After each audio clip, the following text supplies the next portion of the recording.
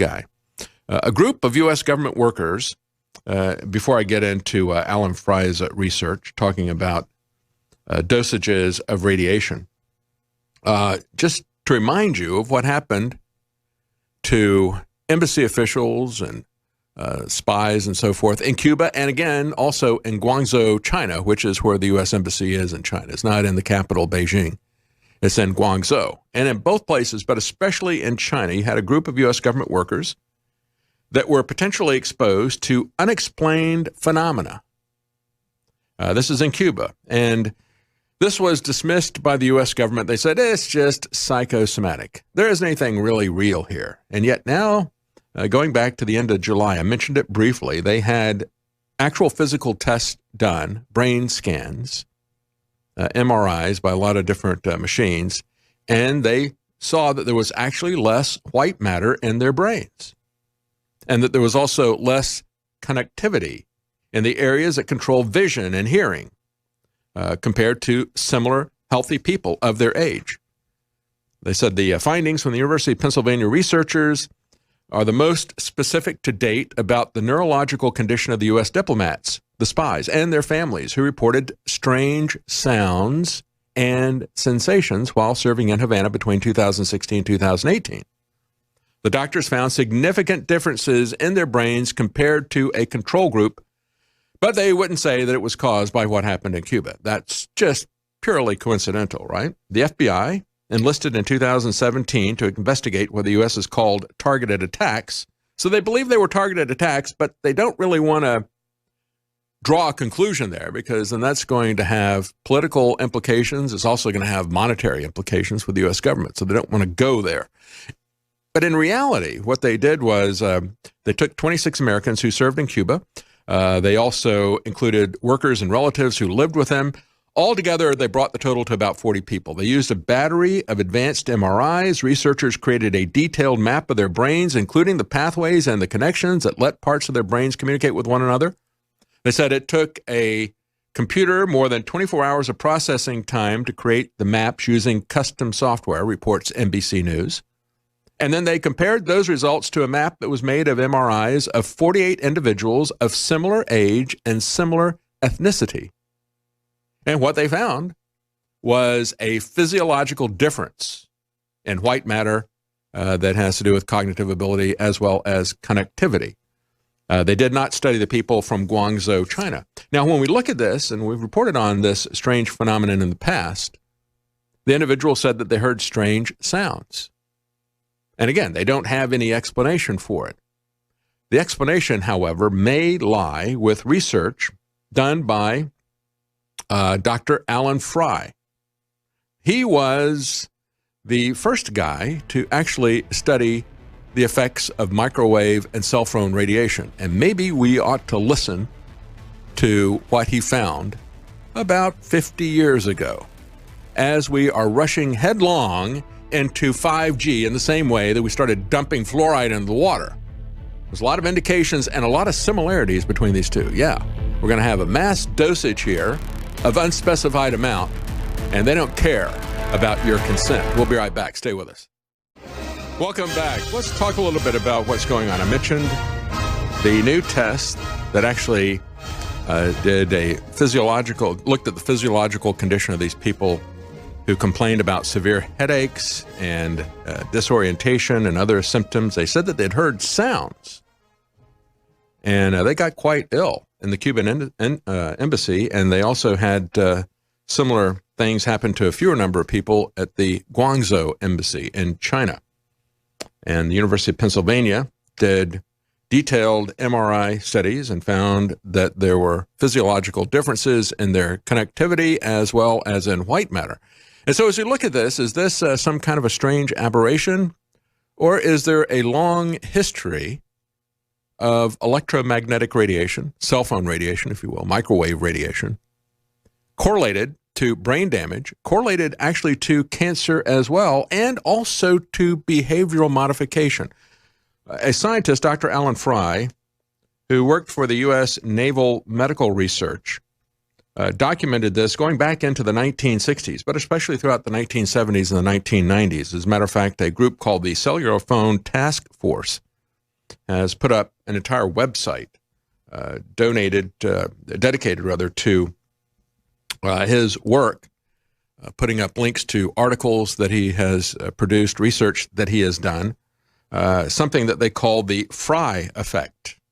And again, that's F-R-E-Y. His name, Dr. Alan Frey. What he talked about were how microwave frequencies could be programmed to beam voices into the auditory cortex. And here's a connection with what's going on with these people in the embassies.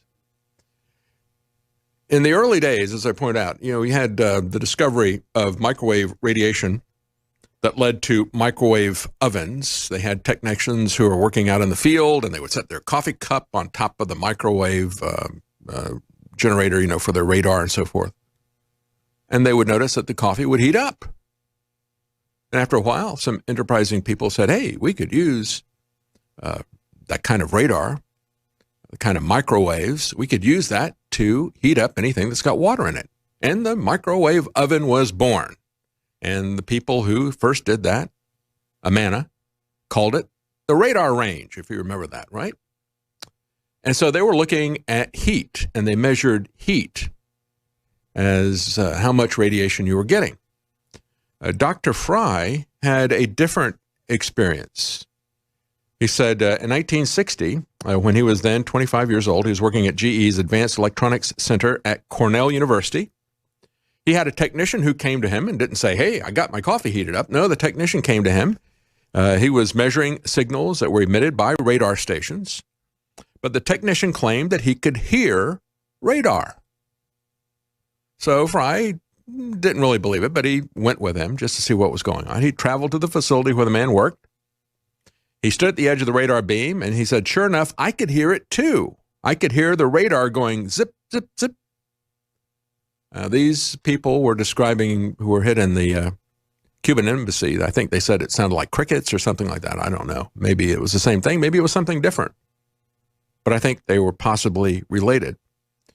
He went on to establish, Frey did, that the effect was real.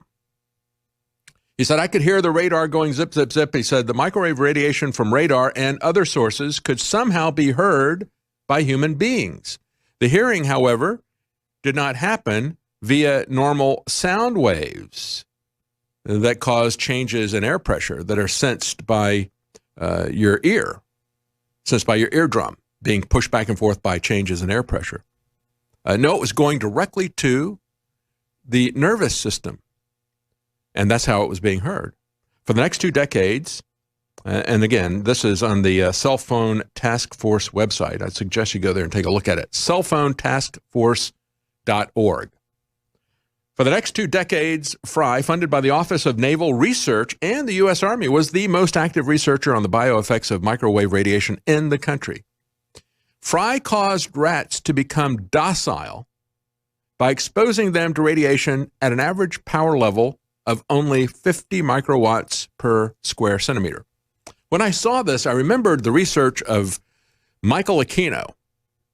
Michael Aquino, who was kind of famous because he went on Oprah Winfrey, dressed, the guy looked like Eddie Munster. Maybe you guys can find a picture of Michael Aquino and Oprah Winfrey. He goes on, he had, looked pretty weird in the 1980s, but he was bragging about the fact that he worked for the NSA.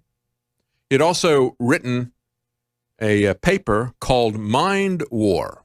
And in Mind War, he talked about how he could use extremely low frequencies, ELF, how he could use that to pacify the population.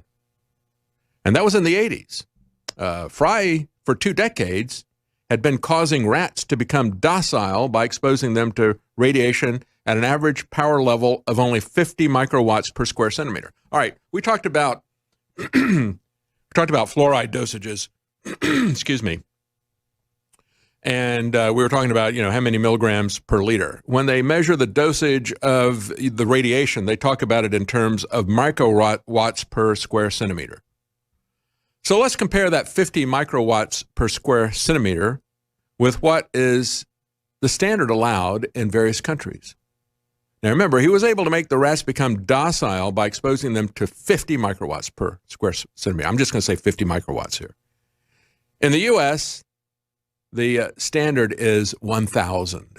1,000. 20 times what he was able to make rats docile with, we allow here in the United States. And that's after his research was funded by the Navy and the Army. So it's like, hey, we could use that, I guess. We could use that to pacify the population. Maybe that's what they're doing with it. I don't know. There's other effects as well, however. But let's compare that to other countries. Here in the U.S., 1,000 microwatts. In Australia, only 200 microwatts. They don't allow the people in the land of Oz to be exposed to as much radiation as we do here in the United States. In New Zealand, it's even less. 1,000 in the U.S., 200 in Australia, 50 microwatts in New Zealand. In Italy, Russia, Poland, and Hungary, they drop it even further, 2.4 to 10 in those countries. Remember, we allow 1,000. Remember, rats were pacified at 50. Salzburg, Austria, even less, 1/10,000th, 1/10,000th of a microwatt per square centimeter. We allow 1,000 microwatts per square centimeter. That's one of the reasons why when you had the Health and Safety Administrator in Brussels, Belgium, looked at 5G and she said, not on my watch. We have standards here, and what they're talking about exposing people to with 5G is 92 times higher than what we allow. But we don't have any such qualms about that in America, do we? I mean, it's like, go ahead, hit us with what you got. We can take it, right? And anybody that complains about it, oh, yeah, you're worried about that, right? Yeah. What's the matter with you? As a matter of fact, he said at only a half a microwatt per square centimeter, he caused isolated frogs' hearts to stop beating by timing the microwave pulses at a precise point. Now, I know this is going to be turned by the low information lying left into another meme like they did with Alex Jones. I saw that circulating as people were talking about fluoride. They said, look at this. It's going to make the frogs gay. You know, fluoride's going to make and he never said that. There are chemicals that do affect the frogs, the hormones that are recycled through and not filtered out in the water supply that are having various effects, SSRIs and other things. But yeah, you could cause the frogs' hearts to stop beating. That's what his research showed. Folks, if you want to support us here at InfoWars, I've got more to say when we come back about 5G. Pay attention to these dosages. I know it's hard to follow this stuff when I'm doing it orally and we don't have a chart up here for you to read. But you can. There's a big difference between 1,000 and 2. And there's a big difference between 50 and 1,000. And that's what we're seeing here. Same type of thing we've seen with fluoride. I've got more to say about this when we come back. But folks, if you want to hear honest reporting, and if you want to know about these health threats as they are being formed by our government, keep InfoWars alive. We are the independent media. We are not beholden to the CDC. We're not beholden to Big Pharmacy, and we're not beholden to the military-industrial complex, any of these people. We tell you this straight up because this is going to affect our health as well and our families as well. That's why we sell safe, natural, effective products. We've now got a big sale on some of our most popular, 50 to 60% off. Things like Ultimate Krill Oil is now back in stock, 50% off. We have Knockout, our all-natural sleep aid, 50% off. Bod Ease, our all-natural anti-inflammatory, 50% off. Many other products you'll find at InfoWarsStore.com. Stay with us. We'll be right back. I've got more to say about what is coming with 5G. It's about more than how quickly you can download the newest Netflix. Welcome back. Again, the strange stories of cell phone radiation. Alan Fry, Dr. Fry, has been working on this, or worked on it since the 1960s. There's now a website set up as a catalog of his work. And he did some pretty amazing things. As I pointed out, it's not just about the heat. And he said where we have gone wrong in terms of measuring the health effects of microwave radiation, cell phone radiation in the United States, where we have gone wrong in all of this is that we're focused on the heat effect. And again, the microwave oven, they could see the heat effect by heating up the coffee, the technicians. But he had a technician who said, I could hear it.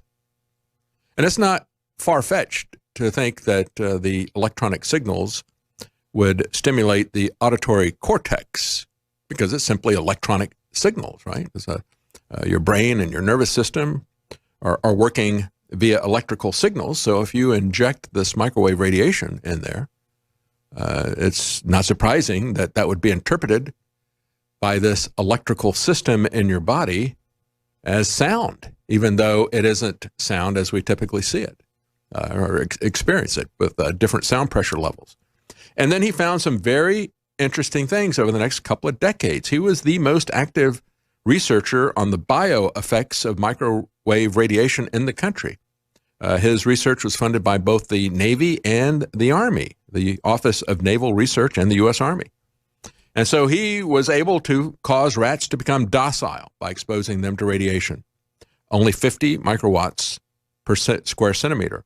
He was able to alter specific behaviors of rats at 8 microwatts per square centimeter. He altered the heart rate of live frogs at just 3 microwatts per square centimeter. And then at only 0.6, about a half of a microwatt per square centimeter, he could cause isolated frogs' hearts to stop beating by timing the microwave pulses at a precise point during the heart's rhythm. Now, that is so little radiation. That's about 10,000 times less than the amount of radiation an active cell phone would expose in a man's heart if you were to carry that in your shirt pocket. And he had to time it to get that to happen. But when we start looking at these different effects that I just listed there, make them docile at 50, alter their specific behavior at 8, alter the heart rate at 3 microwatts. Understand in the U.S., the level of exposure is set at 1,000. In Australia, 200. In New Zealand, 50. Even in the countries where they take it down, like Italy, Russia, Poland, and Hungary, they're still at 2.5 to 10. And so he published a study in 1975 in the Annals of the New York Academy of Sciences. He reported microwaves could induce leakage in the barrier between the circulatory system and the brain. If you breach the blood-brain barrier, reports the cellphonetaskforce.org article here, that's a very serious matter because that allows bacteria, virus, toxins from the blood to enter the brain. And then that creates all kinds of secondary problems. His method was very simple to measure this. He would inject a fluorescent dye into the circulatory system of rats. Then he would sweep the microwave frequencies across their bodies, and in a matter of minutes, he could watch the dye leach across the blood-brain barrier. He could watch that fluorescent dye go into the brains of the rats just by exposing them to radiation. Dr. Leif Salford, whose work is also highlighted at this website, is currently the most active researcher continuing Fry's pioneering work on the blood-brain barrier. And they've got study after study after study. This is one of those things, however, that just like you saw yesterday, with the mainstream media pretending, well, okay, we got this study from JAMA, and we can't criticize JAMA. They're above criticism. And they said, Weeks, we looked at this, and because of what it said and the way it was presented, we subjected it to additional scrutiny, and yeah, it stood up to that scrutiny. And so they pretended that was the only study. Well, there's been a lot of studies about what happens with cell phone radiation dosages. We'll talk about 5G when we return.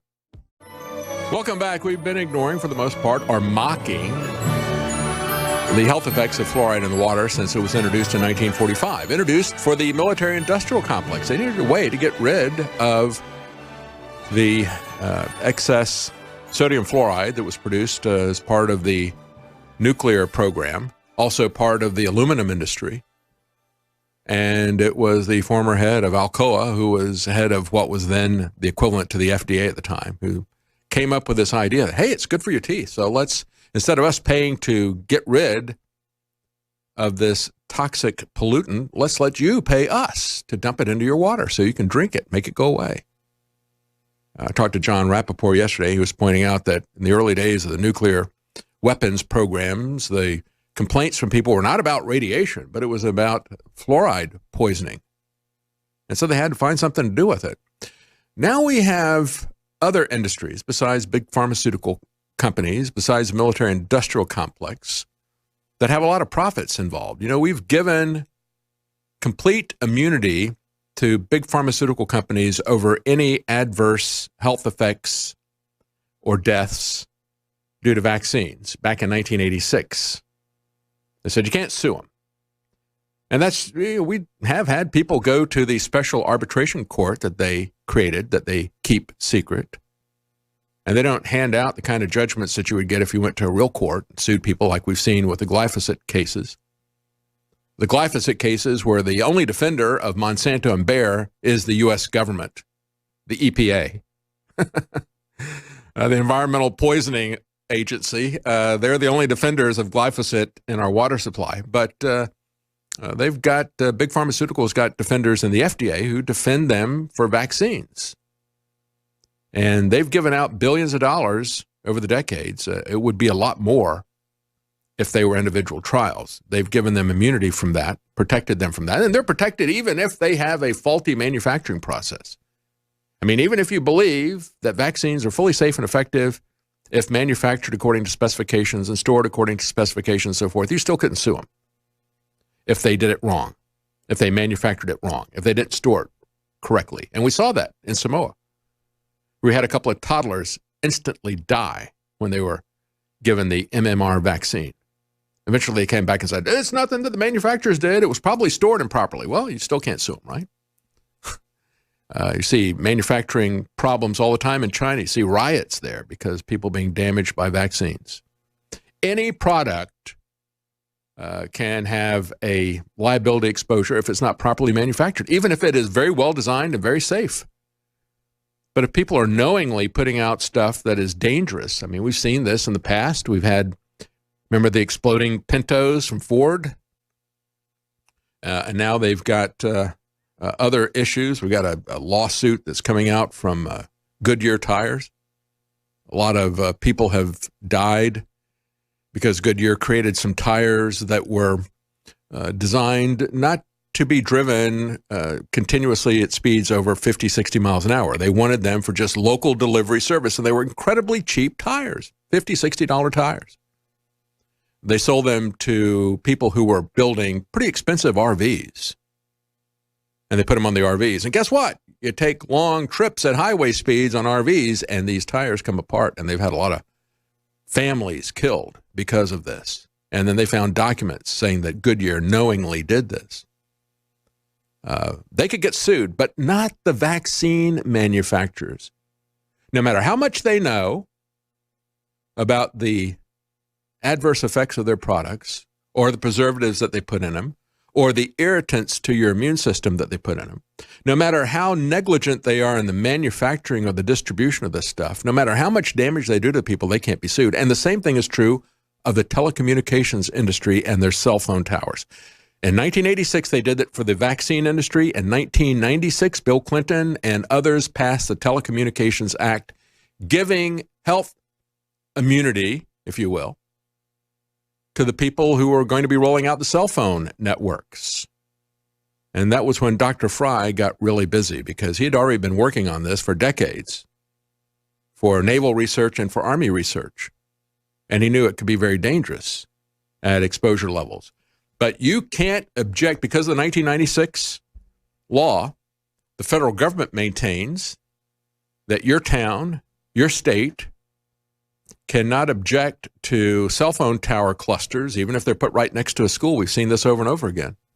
You can't sue them. You can't block it. You can only block their cell phone towers for aesthetic reasons because they can fix that. You know, hey, this is a historical area and we don't like the looks of that. Kind of messes it up, you know, if you go in maybe into Colonial Williamsburg or something and you put up a bunch of antennas for the 21st century, kind of spoils it. They go, oh, it's all right. We can work with that. We can work with that. We can hide that somehow. We'll get clever.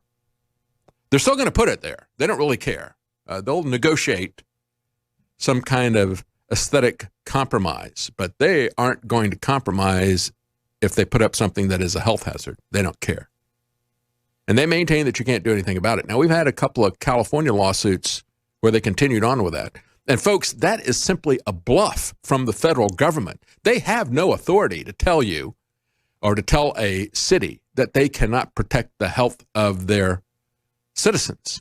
There's absolutely no authority for the federal government to do that. And if you don't believe that, take a look at what happened with medical marijuana. And 2/3 of the states now, we have told the federal government to shut up and go pound sand when it comes to medical marijuana. And they can't do anything about it because they don't have any legal authority. It is a bluff on their part.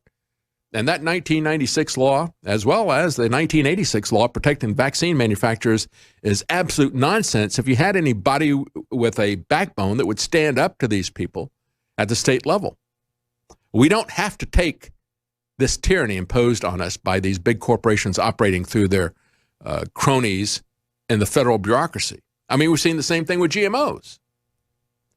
In town after town, these rural areas are banning genetic modification and Monsanto's products, glyphosates and other things. They were banning that. And because they were losing, they went to Washington and said, yeah, we can't have this patchwork of regulations. We got to have one standard fits all.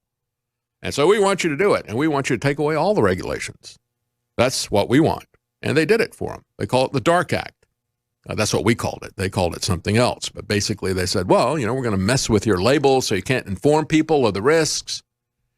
We're going to stop you from blocking, putting your products out there and having this stuff drift over into fields where people are trying to grow organic food, certified organic food.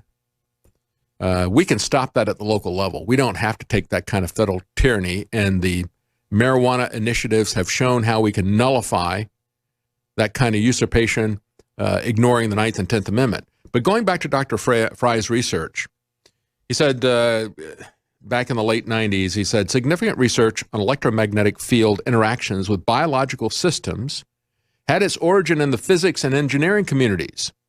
And they didn't have any concern about biohazards. But the research, he said, doesn't involve biological research, as it typically would. He said, however, if one used electromagnetic energy sensors to view the world from space 100 years ago, the world would have looked quite dim. Now the world glows with electromagnetic energy emissions at most frequencies of the non-ionizing portion of the spectrum. And here's a takeaway money quote. Living organisms are complex electrochemical systems. And he said they have relatively weak magnetic fields. And so these electromagnetic fields that we're introducing, even if they say the 5G is weak, it is blanketed. And if you look at the way this works, what they do is they multiplex these various antennas. They will, to try to get to an individual, they will focus all of the antennas in the area momentarily at one individual, one source as you're talking, and give you some information. Then they will change their direction and focus at your neighbor and beam everything to him from every different direction at the same time. That's the way these things work.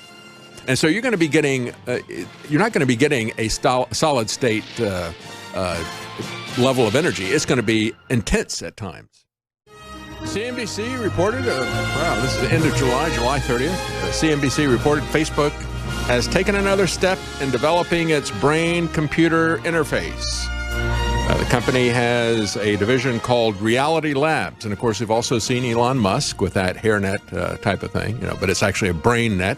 Here's a cap you can put on your head, and well, we got 5G here. We can beam stuff in. We can read your thoughts, and we can modify your mind and so forth. You trust these guys to do this stuff?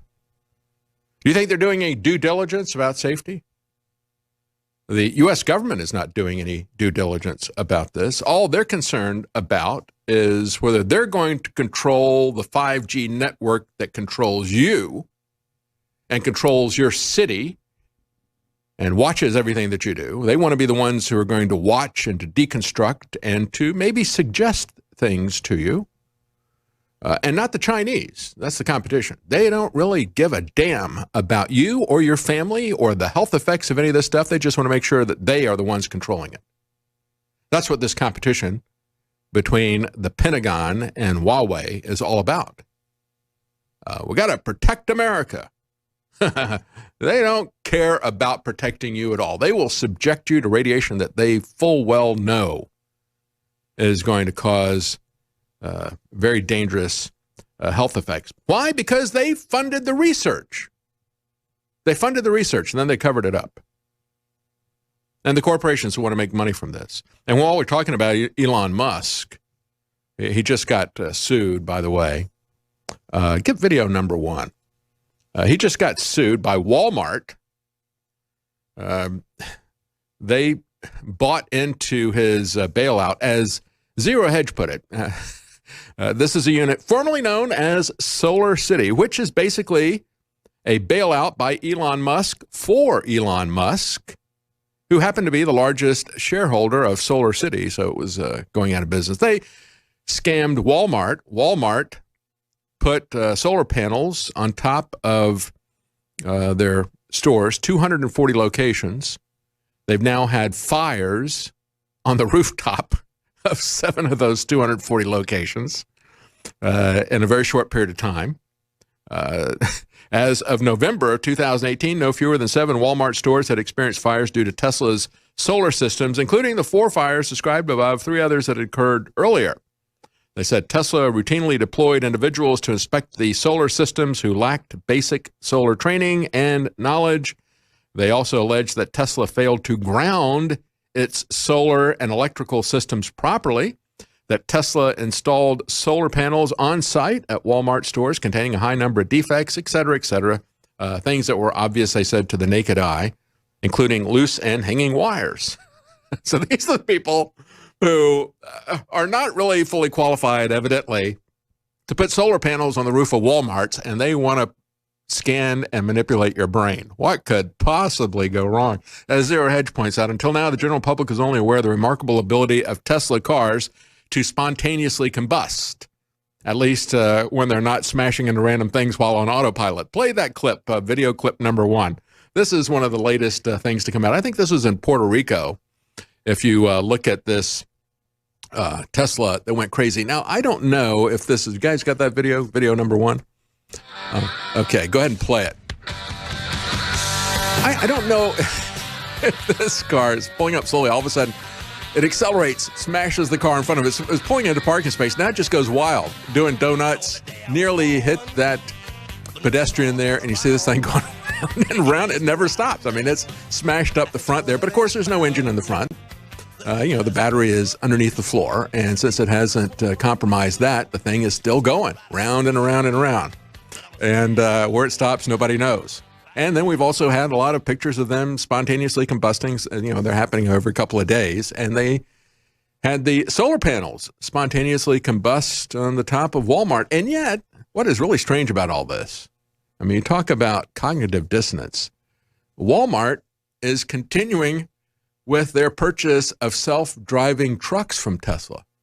At the same time, they're suing them because they said, well, these guys don't have they're too sloppy to even install solar panels correctly on our roof. But let's buy a whole bunch of self-driving semi-trucks. What could possibly go wrong with that? Now, these are the people, like Mark Zuckerberg, and they want to be able to implant and to sense information into your brain. Why? It's not all that hard. I mean, we got MRIs that are looking at stuff, electronically. They can sense what's going on in your biological systems because there's so much of your body that is electrical. Just as Alan Fry was saying, hey, we could hear the radar because it was directly manipulating the auditory cortex. And people like Mark Zuckerberg, he was kind of freaked out about that and should be concerned about the health effects of that. But people like Mark Zuckerberg and Elon Musk don't really care about the health effects. They're looking at money. And the Pentagon doesn't care about that either. They've got big hundreds of millions of dollars that they're pouring into the Brain Project to manipulate your mind. And this is not science fiction stuff, folks. This is not wild-eyed conspiracy theories. It is a conspiracy. It's a conspiracy fact. DARPA, the CIA, all these people have been running these projects since the 1950s, trying everything they can. Psychological manipulation, chemical manipulation with LSD and other stuff that they developed, and then now electronic manipulation. The problem for them is that they have to do it surreptitiously. And as Alan Fry was talking about the connections with cancer, going back to 2001 when he was still writing and doing research, he said 2 prominent medical journals recently published epidemiological studies Muscat was one of them, on cellular telephones and brain cancer. Now, remind you, this is 18 years ago. These papers, he said, were featured in a front-page story in the New York Times. And then everybody promptly forgot about them, right? This is what he said. He said, it is well established that cancers resulting from an environmental insult typically have a long latency. In other words, it takes a long time for it to show up. In the study by Muscat, for example, the mean time from the date the 66 patients began to use a handheld cellular phone to the date when the authors assessed for cancer was less than 3 years.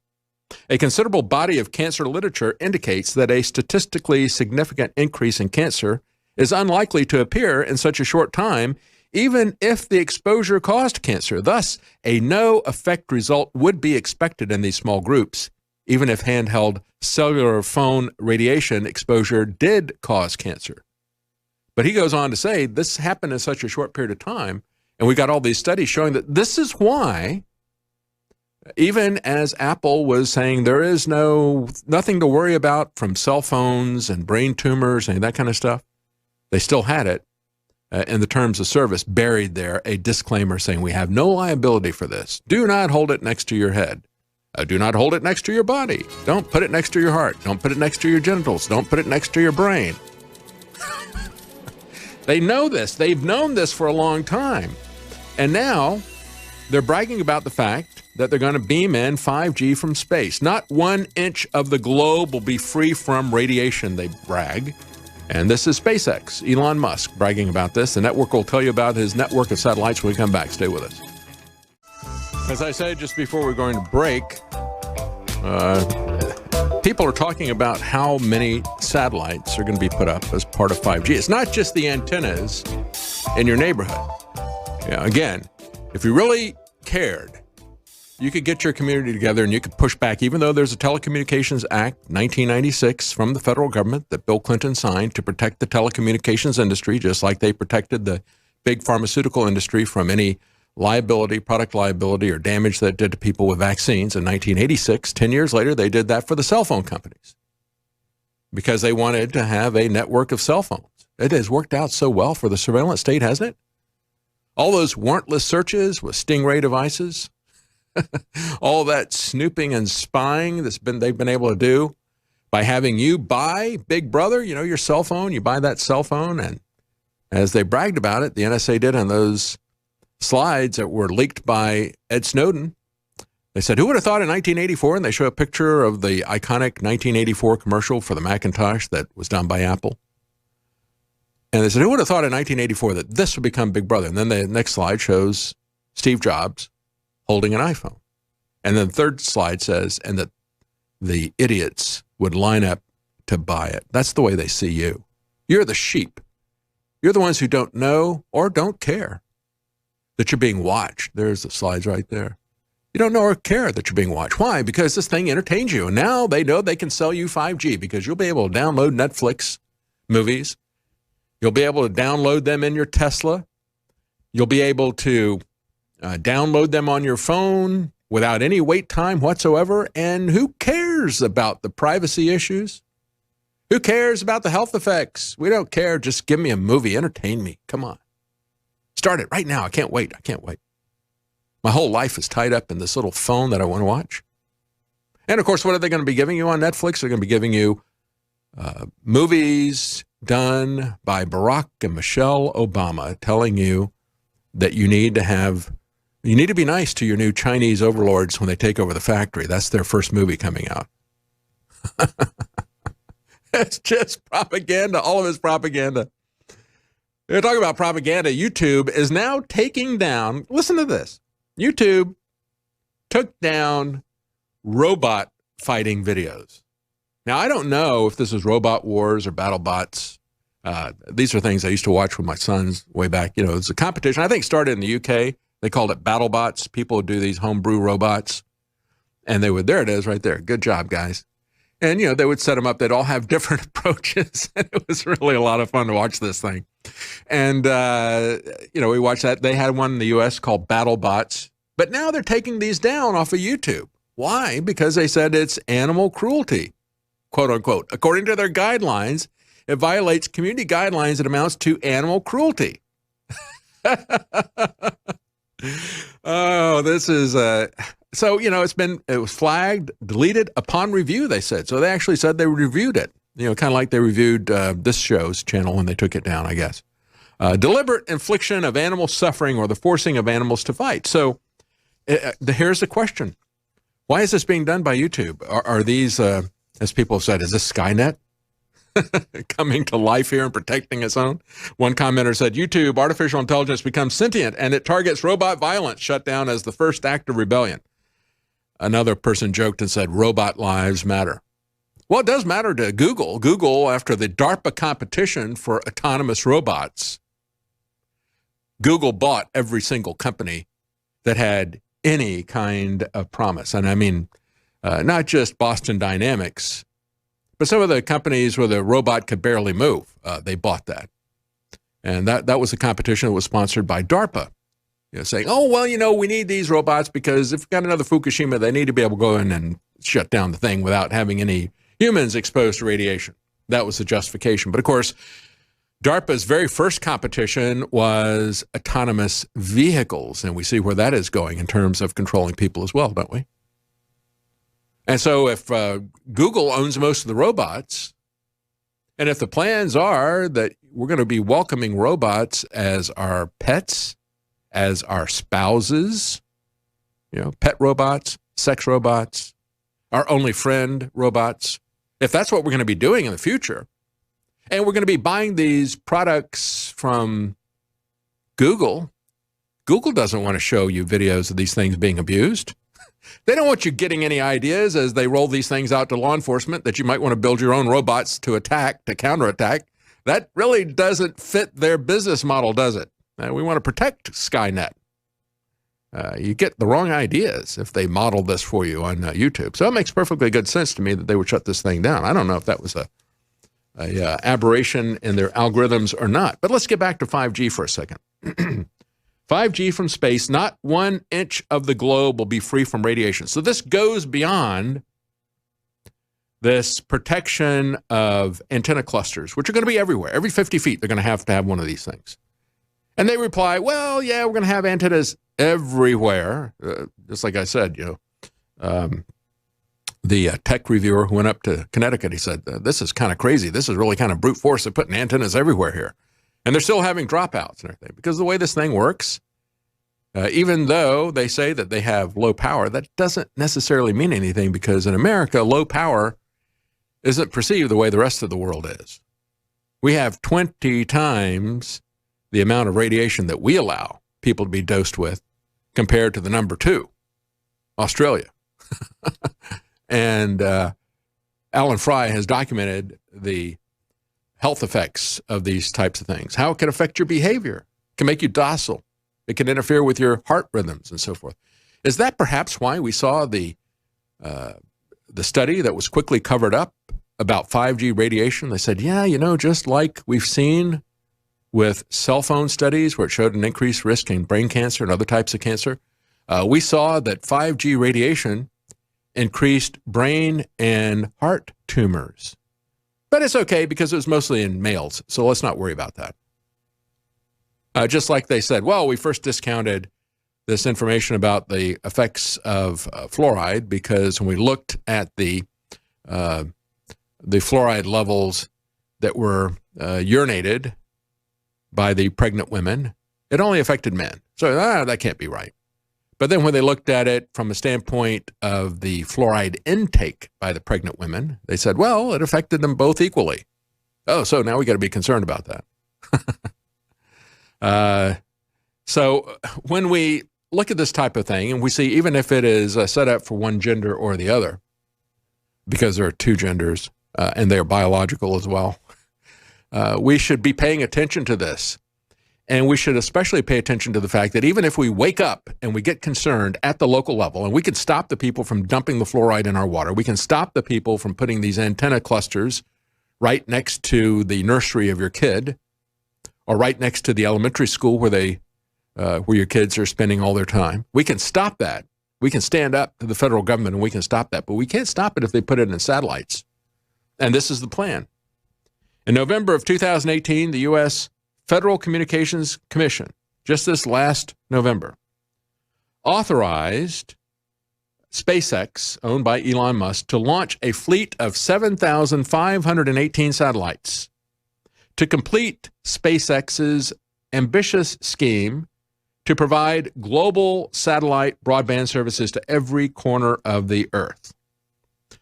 So the satellites will operate at a height of approximately 210 miles. They will irradiate the Earth with extremely high frequencies between 37.5 gigahertz and 42 gigahertz. The fleet will be in addition to a smaller SpaceX fleet of 4,425 satellites already authorized earlier in the year by the FCC.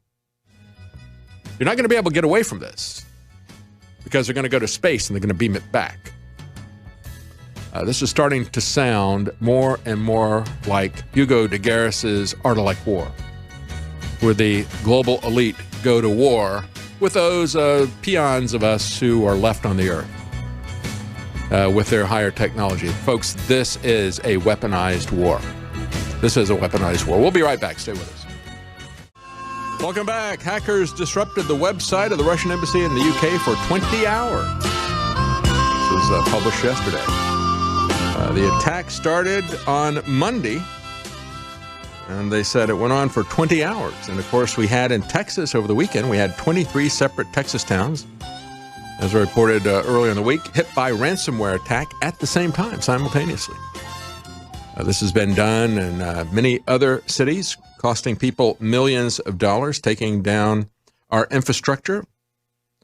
We've pointed out many, many times on this program how dangerous it is that we are getting our physical space as dependent on the internet as our cyberspace is. Look at what's happened to our digital public square, the censorship, the power that is being exercised by these big internet companies, the claims that people are hacking the digital public square, all these claims. Oh, look, robots, bots are out there putting out fake memes and creating fake astroturf movements, trying to push people in one direction or the other en masse.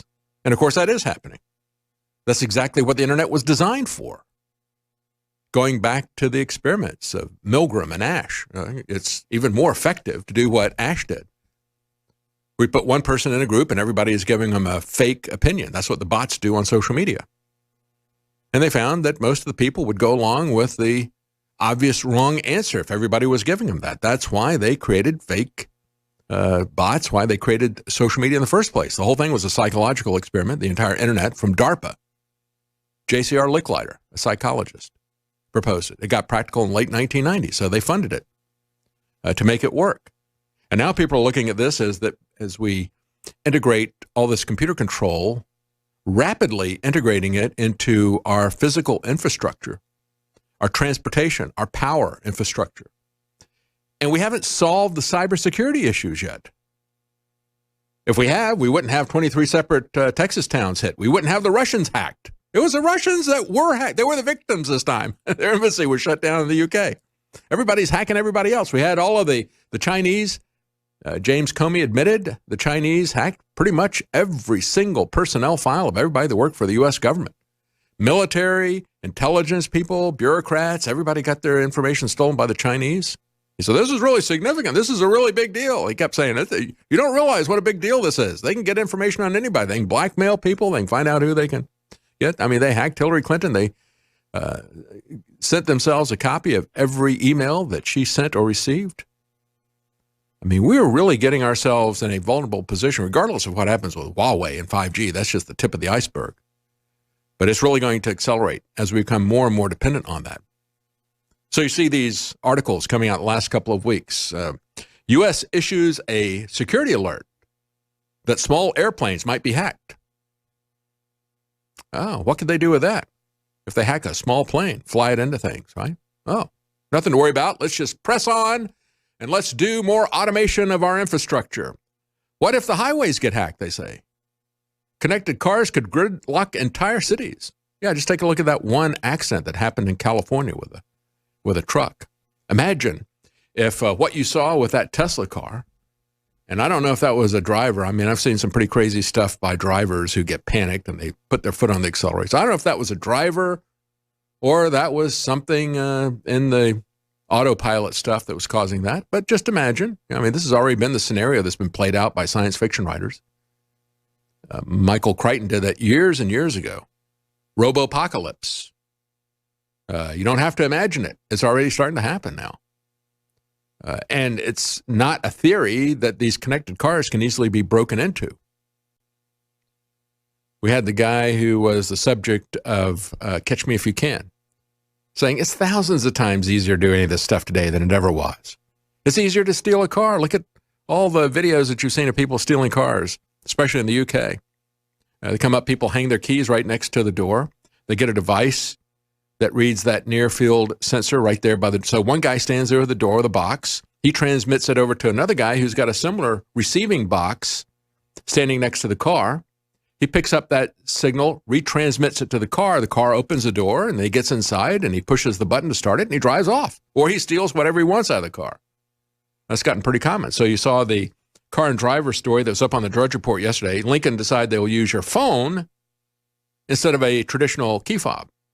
Okay, great. So they've got some new functionality. You can program that. You can use it the same way that you would a key fob, but then it's got even more functionality because you can tell it different drivers, different phones, family members.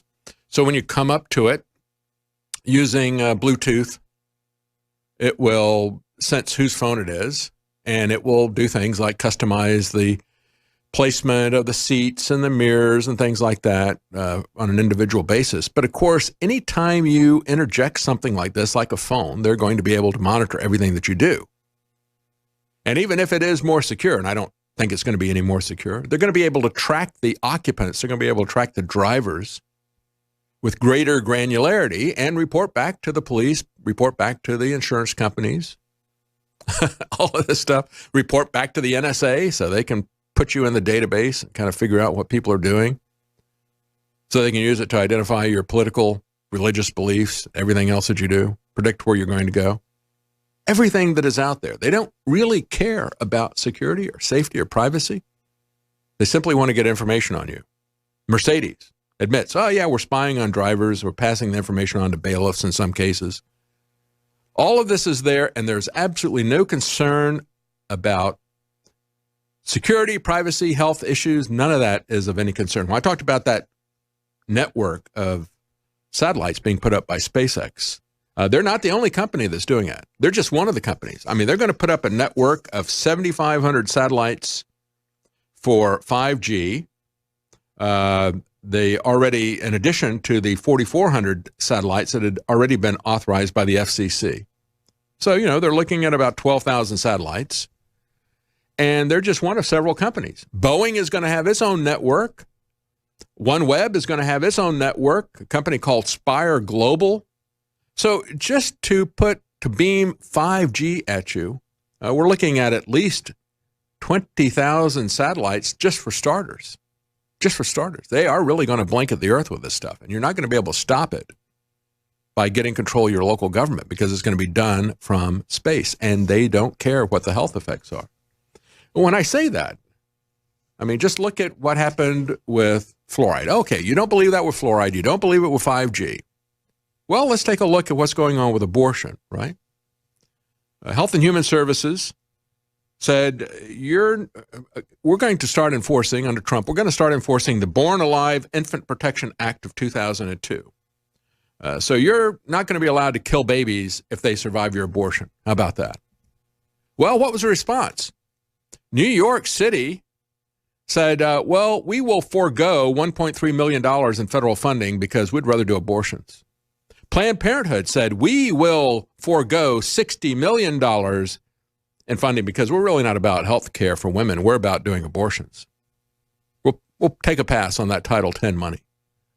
You know, New York City bans the declawing of cats, but they will allow the murder of babies who survive an abortion where they're trying to pull them apart and rip off limbs. You've seen kids who did survive, who are missing an arm or leg because of an attempted abortion. But if a veterinarian declaws a cat, $1,000 fine. These are the people who don't care. These are the people who will dump toxic fluoride to take away IQ points of your kid, to give you cancer. They will dump that in the drinking water. They will cover the area that you live with dangerous microwave radiation, high levels of microwave radiation. They don't care about that. They've got a completely different agenda. And this is not a theoretical thing. 40 babies born alive after failed abortions between 2016 and 2018 in just 3 states. And so you look at this and you go, well, it works out to, over 3 years and, 40 babies, 3 states. That works out to about 4.5 per year per state. If I were to multiply that out, that'd be over 200 babies a year that survived an abortion, survived being ripped apart, and they still killed them. But it's worse than that. Because that was about what it was in Minnesota, but in Arizona, there were 10 in just 1 year. In Florida, there were 19 in 2 years. What about New York, California, these other places where they love abortion so much? How many babies do you think are Virginia? Ralph Northam. Oh, yeah, there's nothing wrong with that. We just put the baby over there and let it die. And that was the defense of Kermit Gosnell. It's like, that's approved. He can set the baby over there and let it die. But he actively killed it. He didn't want to wait, just let it expire naturally. He killed it, so they sent him to jail. How do we do that? How do we make that kind of a judgment? Folks, if you want to support us here at InfoWars, if you want to support straight-ahead news, we're not going to be censored by the military-industrial complex or big pharmaceutical companies, take a look at the products we have at InfoWarsStore.com. 50 to 60% off. We got Ultimate Krill Oil back in stock, 50% off. Knockout Bodies, many other products, 50% off. Thank you.